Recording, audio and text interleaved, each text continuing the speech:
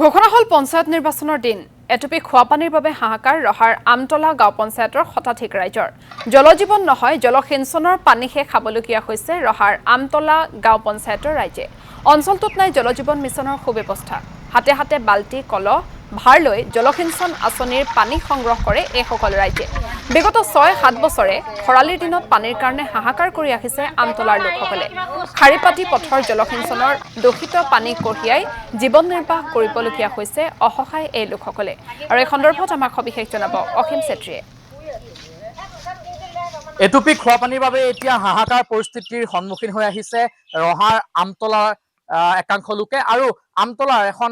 এটা প্ৰায় বৃহৎ অঞ্চলৰ লোকে আচলতে খোৱা পানীৰ অভাৱত ভুগিছে ঘৰে ঘৰে আচলতে যি জলজীৱন মিছনৰ অন্তৰ্গত যি টেপসমূহ স্থাপন কৰিছে যদিও আজিলৈকে কিন্তু সেই টেপৰ পৰা পানী নোলালে মই সামগ্ৰিক পৰিৱেশ দেখাবলৈ অনুৰোধ জনাম ভিডিঅ' জাৰ্নেলিষ্ট নয়ন আছে নয়নক মই অনুৰোধ জনাম আচলতে এয়া জেজেম আঁচনিৰ অধীনৰ যি টেপ আচলতে যি হৰ ঘৰ নল হৰ ঘৰ জল বাক্যৰে আচলতে যি জেজেম আঁচনি যি ৰূপায়ণ কৰিছিলে অসম চৰকাৰে আৰু সেই আঁচনিৰ অন্তৰ্গত কিন্তু এইদৰে প্ৰত্যেক ঘৰ আপুনি যদি চাই আমতলাৰ প্ৰত্যেক ঘৰ লোকৰ আচলতে চোতালে চোতালে আপুনি দেখিব জেজেম আঁচনিৰ নলসমূহ আছে কিন্তু এই ৰাইজে এই নলৰ পৰা পানী আজিলৈকে লাভ নকৰিলে বা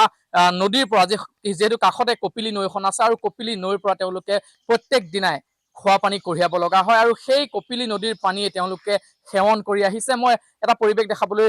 চেষ্টা কৰিম এজন কণমানি আচলতে তেওঁ দুটা টিং লৈছে আৰু সেই টিং দুটাৰে হয়তো তেওঁ কপিলী নৈৰ পৰা পানী আনিব আৰু এইদৰে আচলতে সকলোৱে হাতে হাতে আচলতে যি পাত্ৰসমূহ সেই পাত্ৰসমূহ লৈ তেওঁলোকে কাষতে থকা কপিলী নদীখনলৈ যায় আৰু তাৰ পৰা পানী কঢ়িয়াই তেওঁলোকে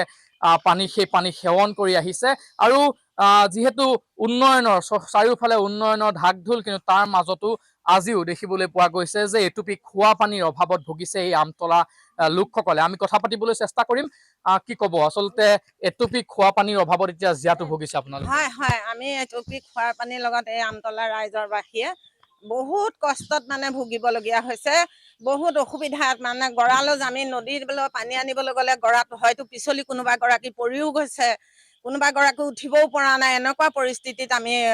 ভুগি থাকিবলগীয়া হৈছে আমতলা গাঁৱৰ ৰাইজে আজি ৬-৭ বছৰ হৈছে নিশ্চয়কৈ আৰু এগৰাকী আছে আমি তেওঁৰ কাষলৈ যাম নদীৰ পৰা পানী কঢ়িয়াব লগা হয় বা পথাৰৰ যি জলসিঞ্চন সেই জলসিঞ্চনৰ পৰা আপোনালোকে পানী খাব লগা হয় এটুপি খোৱা পানী লাভ নকৰে জলজীৱন মিছনৰ প্ৰকল্প আছে ঘৰৰ সন্মুখত ঘৰৰ চোতালত নল আছে টেপ আছে কিন্তু তথাপিও আপোনালোকে তাৰ পৰা পানী নাপায় বিশুদ্ধ খোৱা পানী আপোনালোকে সেৱন কৰিব নোৱাৰে হয় আমাৰ পানীৰ কাৰণেই প্ৰব্লেম আমাৰ পানী বহুত কষ্ট পাইছোঁ গতিকে আমাৰ জলসিঞ্চনৰ এইটো যিটো দিছিলে আমি তাৰ পৰা কোনোদিনে আমি পানী নাপাওঁ গতিকে আমাক পানীকণহে প্ৰয়োজন আমি বহুত কষ্ট পাইছোঁ পানীৰ কাৰণে গতিকে আমাক পানীকণ প্ৰয়োজন আপোনালোকে অতি সোনকালে আমাক পানীকণৰ ব্যৱস্থা কৰি দিয়ক নিশ্চয়কৈ আৰু এগৰাকী ব্যক্তি আছে আমি তেওঁৰ কাষলৈ যাবলৈ চেষ্টা কৰিম খুব জীয়াতু ভুগিছে এই অঞ্চলৰ ৰাইজে আপুনি যদি অলপ উঠি দিয়ে তেন্তে সুবিধা হ'ব যিহেতু নদীৰ পৰা আচলতে কপিলী নদীৰ পৰা পানী আনিব লগা হয় পথাৰৰ জলসিঞ্চন প্ৰকল্পৰ পৰা পানী আনিব লগা হয় কণ শিশুসকলে দেখিবলৈ পোৱা গৈছে যে হাতত টিং লৈ পেলাই তেওঁলোকে নদীৰ পৰা পানী কঢ়িয়াই এটুপি বিশুদ্ধ খোৱা পানীৰ অভাৱত এতিয়া জীয়াতু ভুগিছে এই অঞ্চলৰ ৰাইজে কি ক'ব নিশ্চয় ভাল সময়তে পাইছে যোৱাকালিও আহিছিলে কোনোবা তথাপিতো আপোনালোক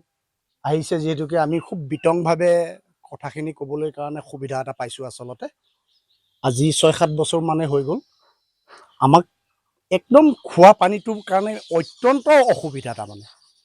খুবেই অসুবিধা ইয়াৰ আগত আমি শশী দাসক এপ্লিকেশ্যন দিছোঁ